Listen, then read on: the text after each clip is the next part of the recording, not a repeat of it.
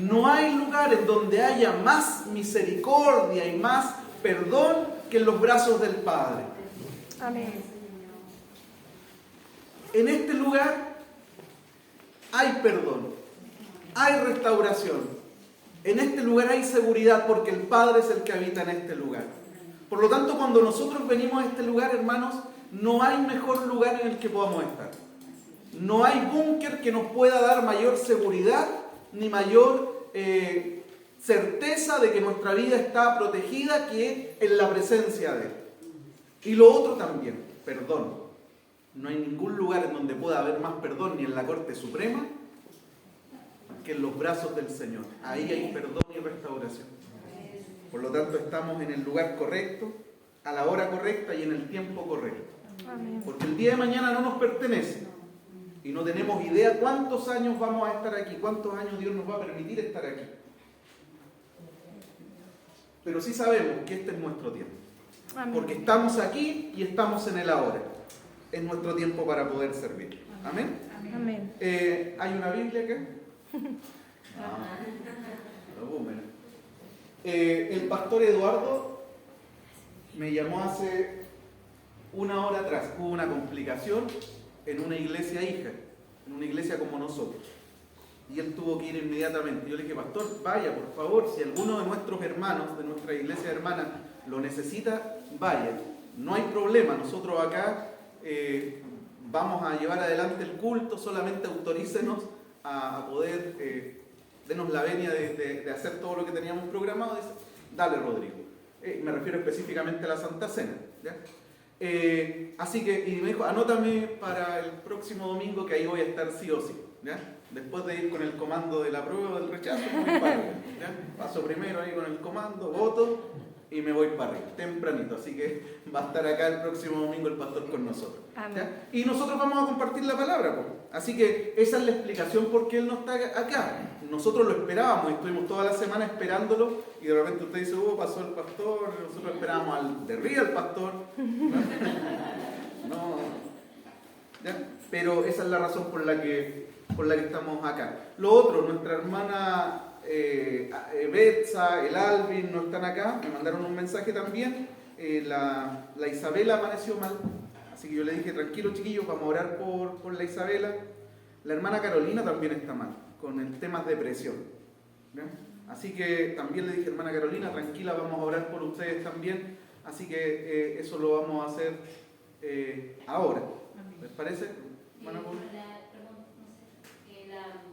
Isa también se justificó que no podía venir por el tema de que el Jairo tuvo una caída en el colegio, se fracturó, entonces también le dije que lo íbamos a poner en oración. Amén. Amén. Vamos a orar. Juan capítulo 9, mis hermanos. Por favor, busquen ahí en Juan capítulo 9. Ahí está la palabra que vamos a compartir.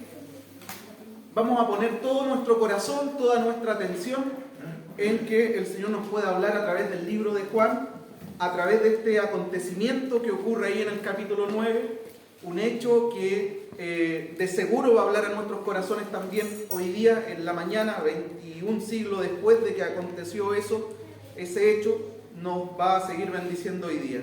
Juan capítulo 9.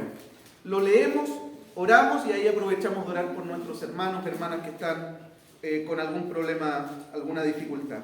Juan capítulo 9, del versículo 1 en adelante. ¿Lo leemos nomás? ¿Lo tienen, no es cierto? Sí. Lo leemos, dice así. Al pasar Jesús vio a un hombre ciego de nacimiento y le preguntaron sus discípulos diciendo, Rabí, ¿quién pecó, este o sus padres, para que haya nacido ciego? Respondió Jesús, no es que pecó este ni sus padres, sino para que las obras de Dios se manifiesten en él. Me es necesario hacer las obras del que me envió, entre tanto que el día dura. La noche viene cuando nadie puede trabajar. Entre tanto que estoy en el mundo, luz soy del mundo. Dicho esto, escupió en tierra e hizo lodo con la saliva. Y untó con el lodo los ojos del ciego y le dijo, ve a lavarte en el estanque de Siloé, que traducido es enviado. Fue entonces y se lavó y regresó viendo. Entonces los vecinos y los que antes lo habían visto que era ciego decían: ¿no es este el que se sentaba y mendigaba?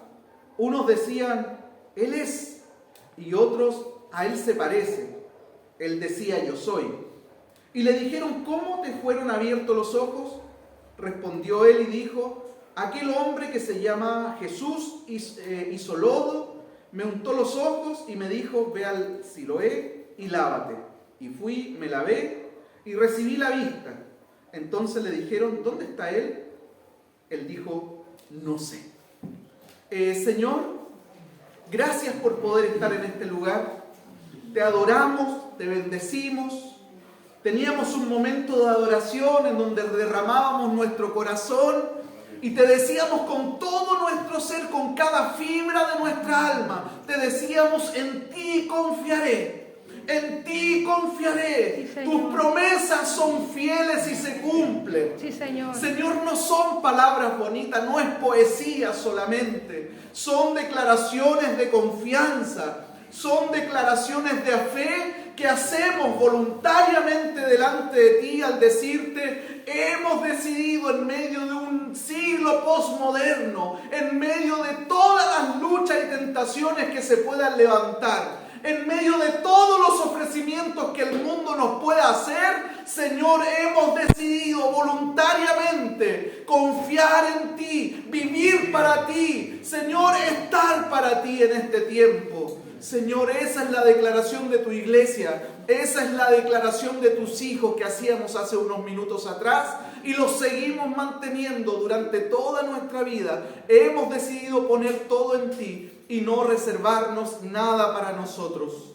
Señor, en esta hora queremos bendecir a cada uno de los hermanos que ha llegado fielmente a este lugar, no exento de lucha, no exento de dificultades, Señor, tal vez con enfermedad, con tribulación, con conflicto a cuesta, pero han decidido honrar tu nombre estando en este lugar, trayendo y sometiendo su carne a lo que tú quieres en este tiempo. Que ellos estén aquí, Padre, les bendecimos. Pero bendecimos también a nuestros hermanos que por razones de fuerza mayor no lo pueden hacer, por sus complicaciones de salud, por alguna situación que están enfrentando, y les bendecimos en esta hora. Señor, la hermana Carolina, Señor, la Isabela, la Isa Vega, Señor, nuestras hermanas que se han excusado, Señor, y que hay problemas de salud detrás de su excusa. Les bendecimos, Padre, porque reciban un toque especial de ti en esta hora, y así como toda la congregación y los demás hermanos que no van a poder estar hoy día con nosotros. Bendecimos especialmente, Padre, a la iglesia en la que se dirigió nuestro pastor Eduardo en esta hora. No conocemos el detalle de la complicación, pero sí sabemos que son nuestros hermanos, que son una iglesia hermana que nace en el mismo tiempo que esta, y que independiente la razón que estén viviendo, el momento, Señor, les bendecimos. Amén. Padre, que el pastor pueda ser usado por ti en ese lugar. Señor, gracias porque tú tomarás el control y bendecirás a nuestros hermanos, y estamos seguros que al pasar de las horas habrá victoria en ese lugar. Bendecimos al pastor, bendecimos a los hermanos de esa congregación, bendecimos todo el mover que tú has provisto allá en ese lugar también. Y ahora, Padre, te pedimos que tú nos puedas ministrar con tu palabra. Estamos delante de ella como niños, expectantes, Señor, hambrientos de lo que tú nos vas a decir. Toda preocupación, todo aquello que quiera, Señor, no permitirnos escuchar, que quiera no permitirnos enfocarnos en lo que tú vas a hablar hoy día, lo reprendemos, lo desechamos y declaramos que vamos a estar nuestros 5 sentidos puestos en lo que tú quieres comunicarnos esta mañana. Ahora, Señor, en el nombre de Jesús. Amén. Amén. Juan 9, del versículo 1 en adelante. Obviamente la historia es un poquito más larga. Hoy ese rebote de brillo me llega y los azules. Cerrar la cortina. Así que no, voy a correr un poquito ahí. O le hago un lado, no. La miro para... Ahí estamos bien. De verdad me estaba llegando el rebote ahí. Vamos con el Juan capítulo 9. Mis hermanos, aquí está ocurriendo un hecho bien particular. Jesús está pasando por un lugar. Primero vamos a seguir la historia y luego nos vamos a detener en aquello puntual que el Señor quiere compartir hoy día con nosotros. Jesús está pasando junto a sus discípulos por un lugar específico y en ese lugar específico encuentran a un hombre ciego de nacimiento pidiendo limosnas ahí al lado. Eso está en el versículo 1. En el versículo 2, los discípulos, permeados por el pensamiento de la época, le preguntan al maestro: Señor, este hombre que está ahí, este hombre ciego, ¿quién pecó? ¿Cuál es la razón por de su ceguera? ¿Pecó él? ¿Pecó su familia?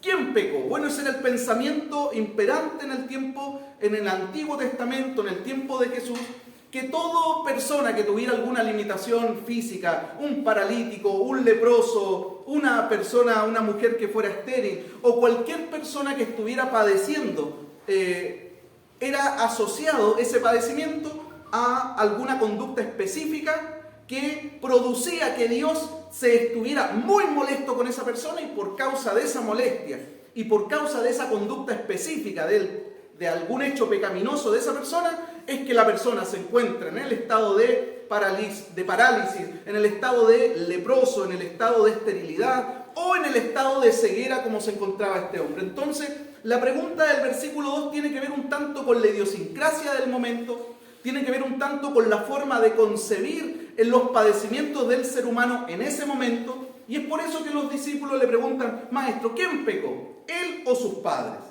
Aludiendo también a la transferencia de las faltas. Había un dicho en Israel que decía: los padres comieron las uvas agrias y los hijos tuvieron la dentera. La dentera es eso que muy parecido a que nos pasa cuando comemos limón y quedan los dientes que después tú no puedes mascar nada, que te quedan como sensibles. Esa es la dentera. Entonces le están diciendo: Maestro, ¿quién pecó? Si pecaron los papás, lo más seguro que el pecado de los padres se transfirió también a los hijos. Y Jesús, a través de la respuesta que les da en el versículo 3, cuando les dice: no es que pecó ni pecaron sus padres, sino que la ceguera de es para evidenciar y manifestar las obras y la gloria de Dios en él, está por un lado derrumbando ese pensamiento de la época. Jesús no está diciendo que el hombre no tiene pecado, Jesús no está diciendo que sus padres no tienen pecado. Lo que Jesús está quebrando con porque evidentemente lo tenían, estaban infectados por el cáncer del pecado él y sus padres y todo lo que viniera antes y después de ello. Por lo tanto, Jesús no está diciendo que él no tiene pecado ni que los padres no tienen pecado. Lo que Jesús está quebrando en ese momento es rompiendo ese supuesto enlace que había entre una conducta específica y una aflicción que pudiera estar viviendo el ser humano. Eso es lo que está tratando de quebrar. Ahora, insistimos que la raíz de esa enfermedad es el pecado, no es la ceguera en sí. El hombre está enfermo, está condenado, no por una acción específica que hizo. El hombre está condenado porque está infectado completamente desde su nacimiento con el cáncer del pecado, y es justamente de lo que Cristo les vino a liberar al poner su vida en la cruz en rescate por ellos. Por lo tanto, ahí rompe un tanto el paradigma de la época, los dos paradigmas que tenía también que ver con la transmisión de pecados, y se centra específicamente en el acto redentor que Él viene a hacer, y la tremenda necesidad que tiene el hombre, ciego o no ciego, de salvación de Él. ¿Ya? Entonces, después de esto sigue el relato, y cuando Jesús le escupe en la tierra, después de esta interacción que se provoca entre Él y sus discípulos, Jesús escupe en la tierra, hace un poquito de barro y se lo unta en los ojos del ciego. Y después de haberle untado ese barro en los ojos del ciego, le mandata que se vaya al estanque de Siloé, que se lave ahí en el estanque, porque en ese momento iba a recobrar la vista. ¿Qué hizo este individuo? Este individuo le hizo caso a las palabras de Jesús, va al estanque de Siloé, se lava, y en medio del momento de lavamiento, él comienza a recuperar la visión. Y el ciego ya no es ciego. Su vista fue restablecida totalmente. En el versículo 4 en adelante, 5 en adelante, entran en escena unas personas que son las personas que conocían al ciego en su tiempo de pedir, en el tiempo de mendigar. Y uno de ellos, que lo ven volver del estanque de Siloé a su lugar del cual había salido a lavarse, en donde Jesús le había puesto el barro en los ojos, vuelve y algunos comienzan a decir: oye, ¿ese no es el ciego el que estaba acá? Y otros empieza una especie de discusión de decir: no creo que sea él, pues si no estaría ciego. Otro le dice: no, es él. Otro dice: no, se parece. Y el ciego, escuchando la interacción, le dice: no, sí, yo soy yo soy el ciego que estaba ahí. Fin de la discusión. No armen teoría, yo soy la persona que estaba ahí. Y le empiezan a preguntar: pero niño, ven para acá, cuéntanos cómo te sanaste. Y ahí el ciego les relata todo el hecho que había experimentado y que había vivido, el hecho de cómo Jesús le untó en los ojos lodo y cómo el mismo Jesús lo mandó, después de haber tenido lodo en sus ojos, lo mandó al estanque. Él les relata todo, con lujo y detalle. Y cómo en ese momento, cuando él está en el proceso de lavarse, él comienza a experimentar de que su vista se está renovando y que al final de ese lavamiento en el estanque de Siloé, él termina sano. Eso fue lo que le pasó con las personas que estaban ahí. Pero las personas, los judíos, para tratar de certificar un tanto que este proceso que están viviendo es un proceso genuino, lo tomaron al ex ciego, que vamos a decirle ex ciego ya, lo toman al ex ciego y lo llevan ¿dónde? Lo llevan donde las autoridades espirituales del momento. Lo llevan donde los fariseos. Y le cuentan lo que había pasado. Los fariseos toman el caso y lo interrogan, le dicen: ¿qué te pasó, muchacho? Cuéntame.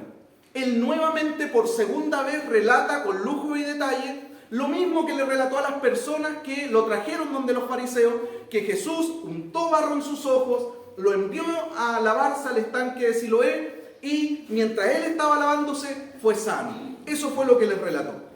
Ahora, los fariseos querían saber mucho más con respecto a su proceso de sanidad, porque ahora las preguntas que comienzan a hacerle ellos no está relacionada con su proceso de sanidad, sino que está relacionado con la persona que lo sanó. Y le preguntan: ¿y tú qué dices de la persona que te sanó? ¿Quién es la persona que te sanó? Y él les cuenta que la persona que lo sanó tiene un nombre, se llama Jesús.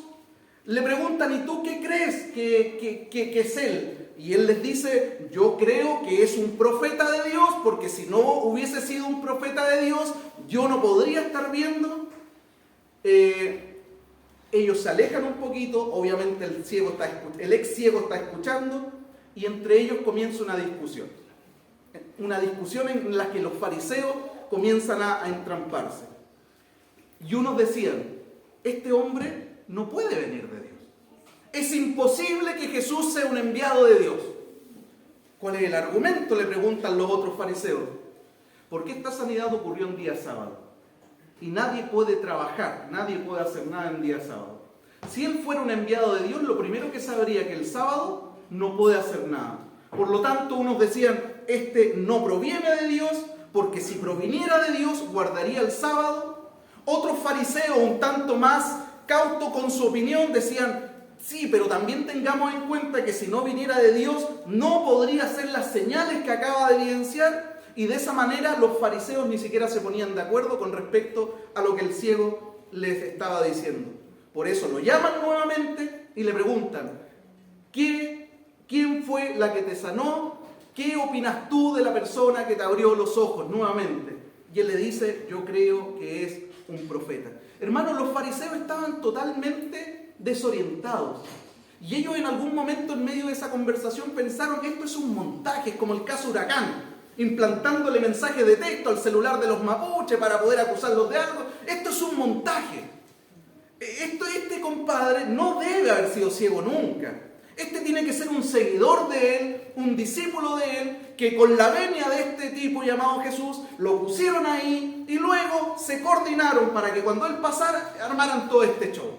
¿Para qué? Para cautivar a los más incautos, para poder a lo mejor ganar adeptos para este tal Jesús. Por lo tanto, debe ser todo un montaje, debe ser un seguidor de él, se están haciendo pasar pero el único fin de esto es captar adeptos. Es totalmente un tongo toda esta cuestión que están viviendo. Eso es lo que decían los fariseos con respecto a la situación que acaban de pasar. Sigue la discusión y le dicen, pero tenemos que llegar a la raíz del asunto. ¿Y saben lo que hicieron? Mandaron a buscar a los papás del ciego. Trajeron a los papás del ciego, lo interrogaron. Ese que está ahí, ¿es su hijo? Sí, ese es nuestro hijo. Cuéntenos con respecto a la situación clínica de su hijo. ¿Su hijo tenía alguna enfermedad? ¿Tenía algún padecimiento físico? Sí, mi hijo era ciego. Mi hijo es ciego. ¿Hace cuánto? ¿Un accidente lo dejó ciego? ¿Ciego de nacimiento? No, él nació ciego.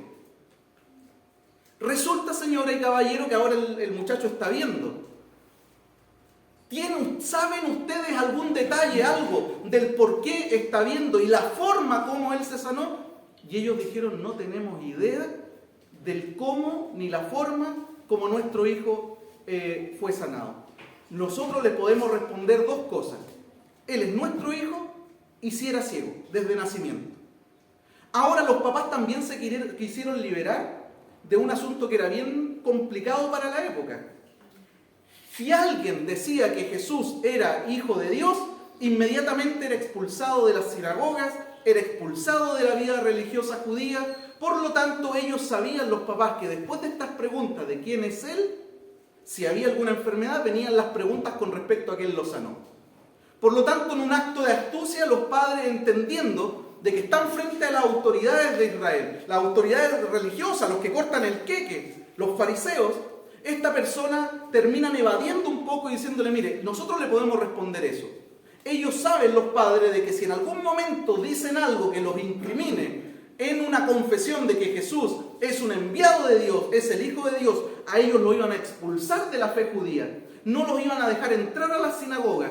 Y no es solamente el hecho de entrar a la sinagoga y, yo vivo mi fe de fuera de la sinagoga.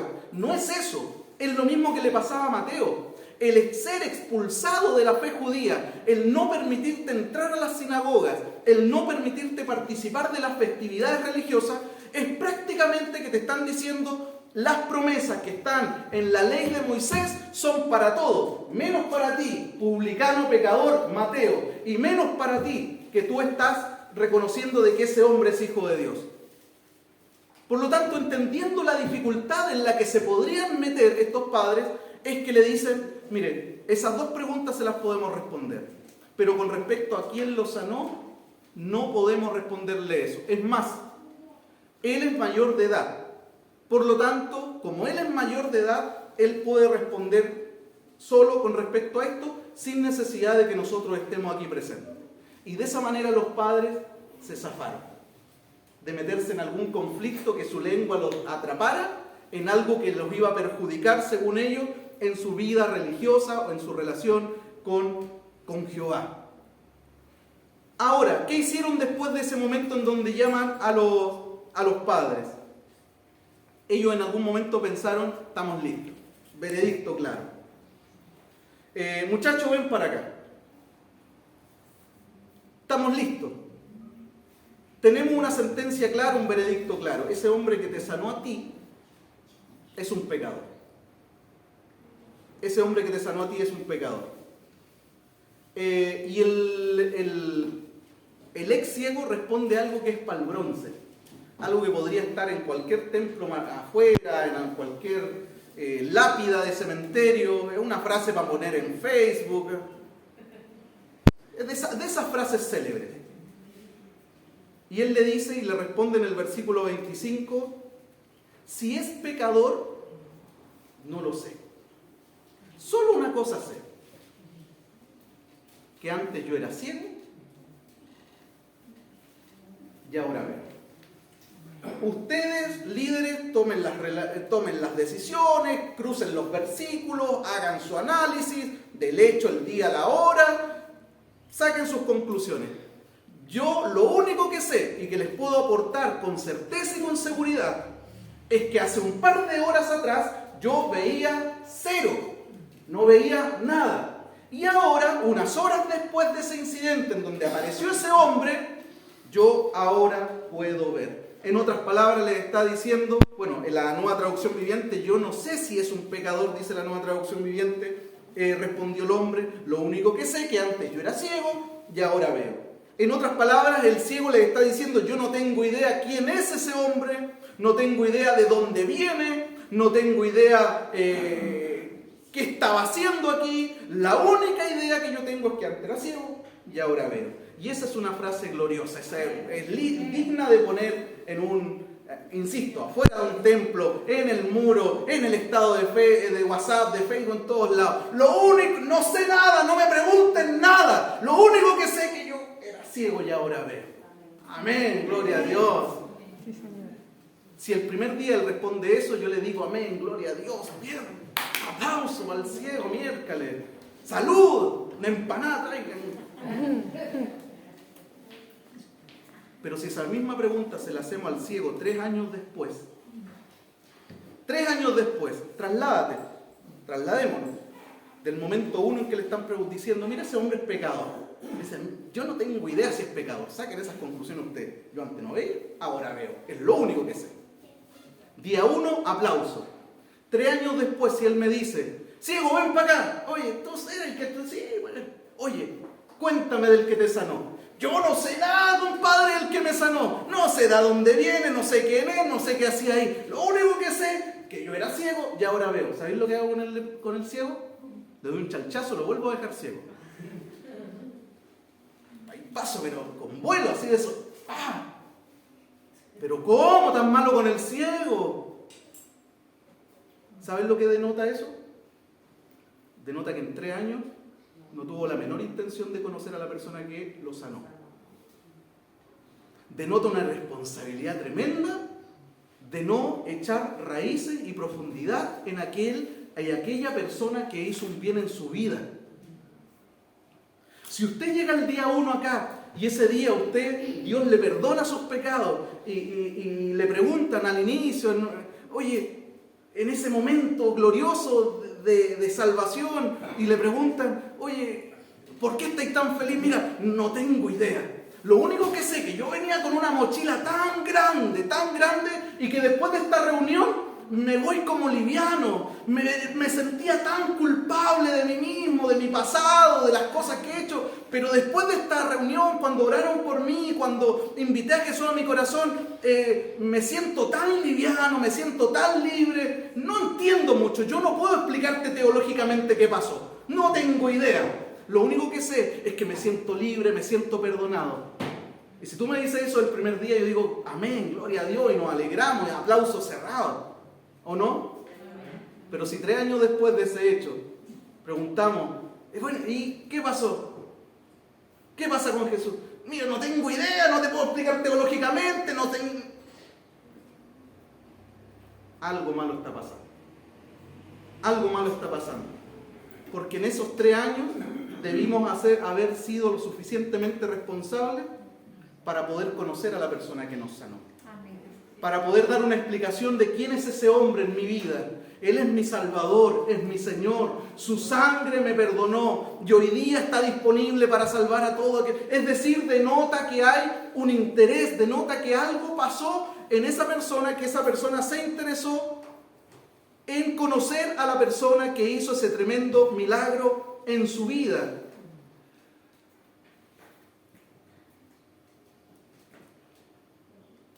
Esta historia es linda y emociona hasta el momento de, ay, era ciego y ahora veo. Pero después, poniéndola en perspectiva, nos compromete. Nos compromete a que ese momento 1, que es glorioso y que no hay por qué entenderlo en ese momento. Yo me acuerdo que pasé esa vez adelante, oraron por mí. ¿Qué explicación podía dar de lo que había pasado? Nada. Pero algo pasó que después de ese día, algo pasó en mi corazón que empecé a interesarme en aquella persona que había hecho algo.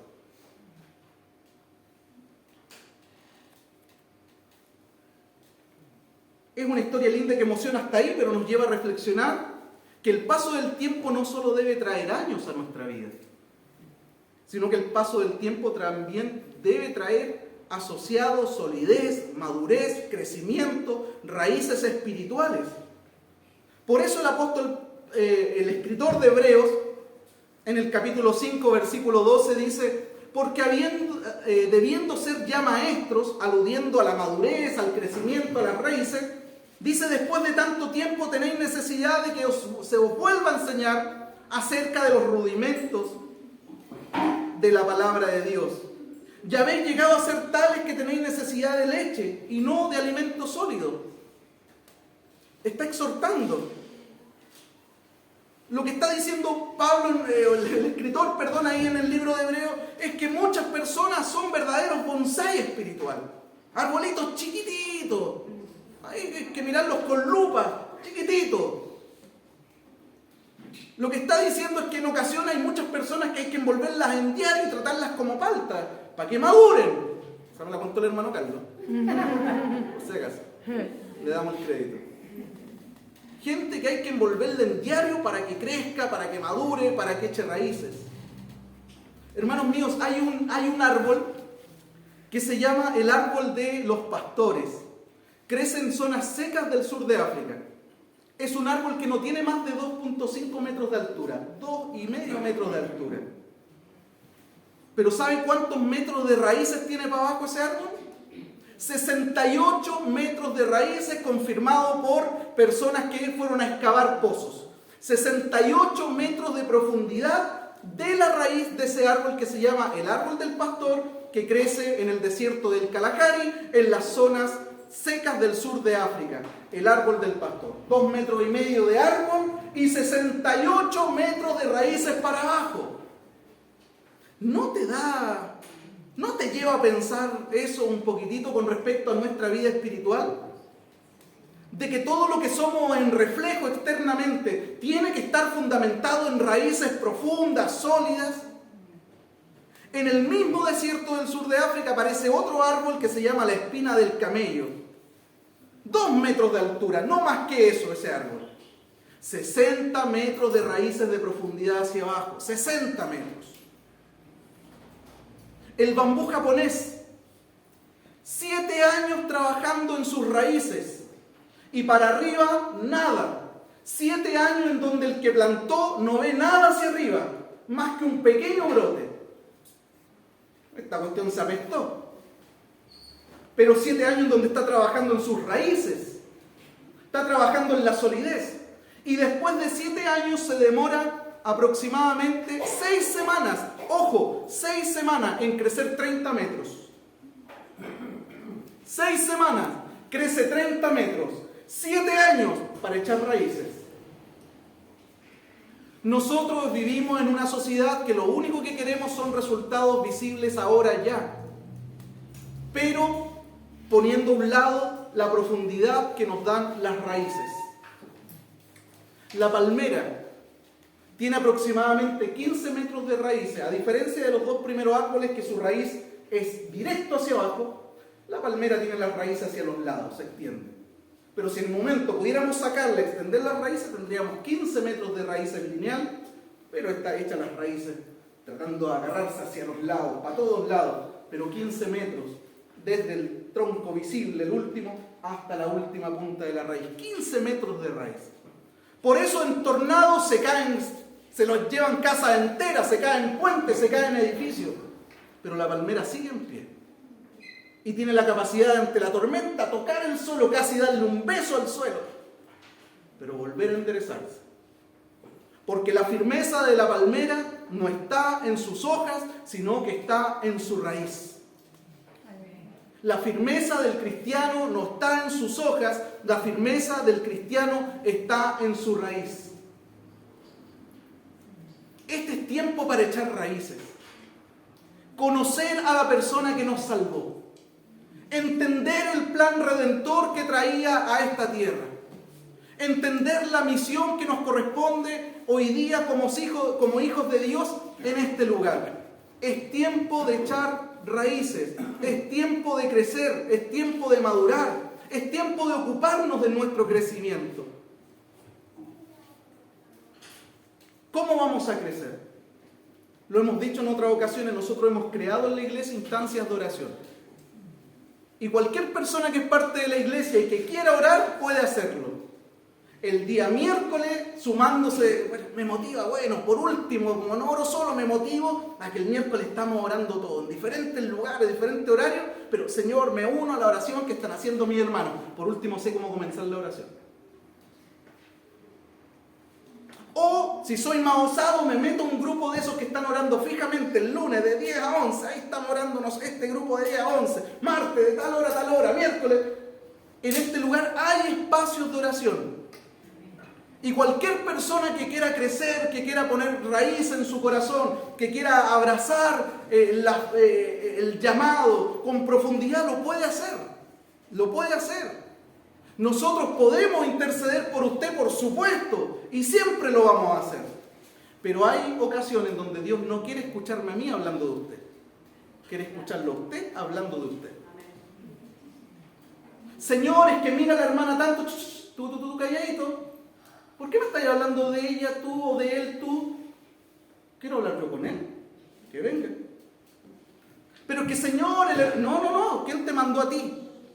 Hay momentos en que tienes que interceder, pero yo también quiero hablar con él. Dile que venga mejor.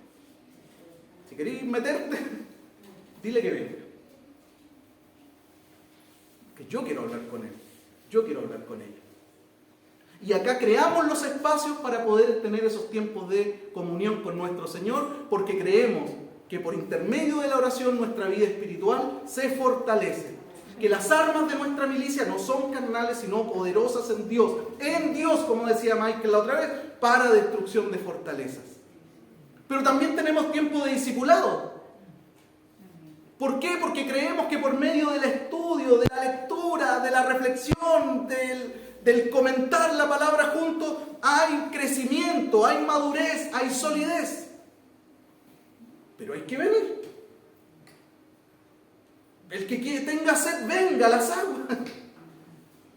Por eso nos encargamos de cada domingo tener una palabra en este lugar, independiente de que tengamos que trabajar y cumplir con el informe X, pero no puede faltar en la casa del Señor una palabra, y no una palabra cualquiera, una palabra que edifique a los oyentes, porque no podemos, es una falta de respeto, entregarle a los hermanos algo que sobró, algo de lo que no me he preparado, algo que no hemos revisado. Eso es una falta de respeto. Y ustedes como espectadores de un lugar pueden darse cuenta cuando una palabra es preparada y cuando una palabra es improvisada. Pueden darse cuenta de eso. Y hemos procurado que en este lugar siempre haya palabra del Señor, independiente de que afuera tengamos que hacer 1000 cosas. No puede faltar una palabra del Señor para la iglesia. Porque por intermedio de la palabra del Señor hay solidez, hay crecimiento, hay madurez. Y de eso tenemos que ocuparnos en este tiempo. Son las raíces las que nos sostienen en medio de la dificultad y de la enfermedad. Son esas raíces que hemos echado en el tiempo de conocerle, las que nos han permitido seguir adelante confiando en Él. ¿Qué hace que una persona que tenga una enfermedad continúe y que por afuera el diablo los bombardee? Oye, ¿para qué?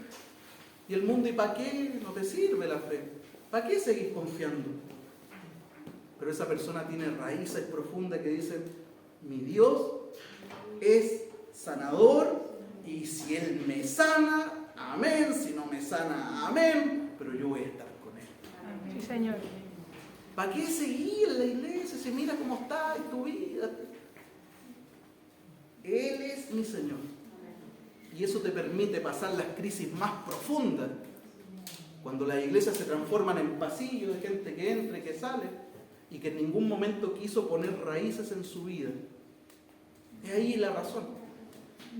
Es ahí la razón. ¿Por qué a lo mejor un árbol tan fácilmente con cualquier viento sale de raíz por allá? Oye, el árbol que tenía acá ya está tirado 10 cuadras más allá. La raíz, los fundamentos. Eso va a sostener nuestra vida en los momentos de mayor crisis. Eso nos va a permitir seguir confiando. Por eso cantamos, en ti confiaré, tu palabra se cumple. Raíces espirituales.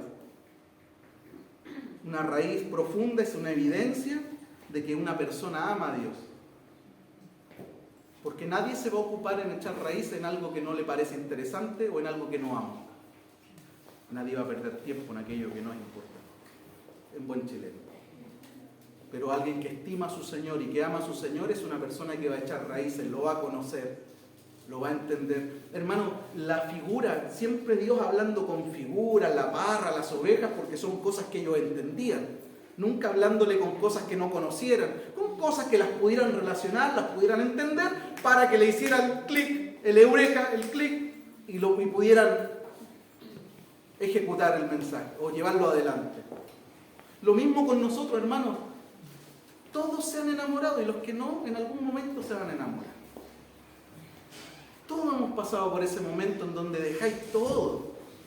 Dejáis todo. Está lloviendo, no importa. Hace calor, no importa. No tengo plata, no importa. Lo importante es llegar donde él, llegar donde ella. ¿Pero por qué? Caminaste 3 horas para estar 5 minutos. No importa. Esos 5 minutos valen la pena. Y camino 3 de vuelta más.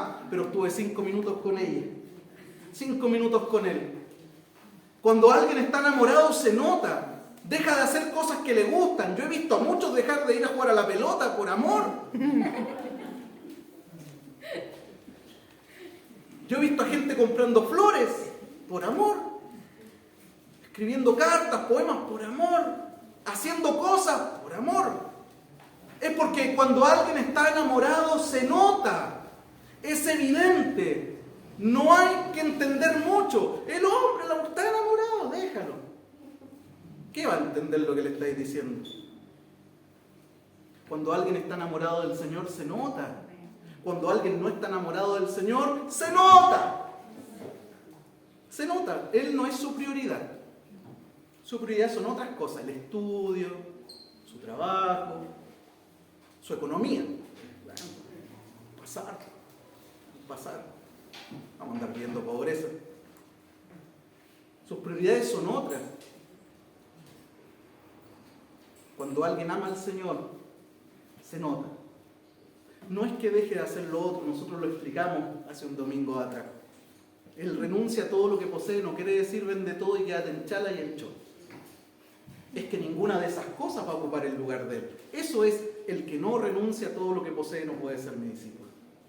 Es que nada de lo lícito que puedo disfrutar se va a poner en el lugar de él, porque ese lugar está reservado para él.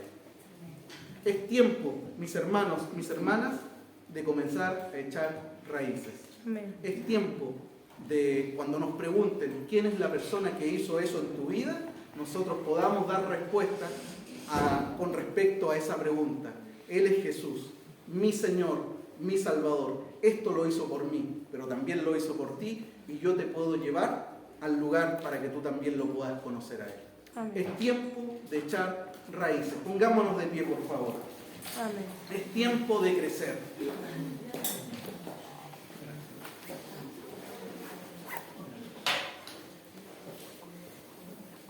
Cierre sus ojos por un ratito. Cierre sus ojos por un instante.